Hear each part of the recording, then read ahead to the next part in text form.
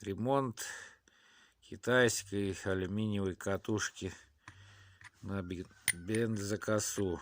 Вот такая вот катушка. Короче, ее поставили. Гайка не зажала.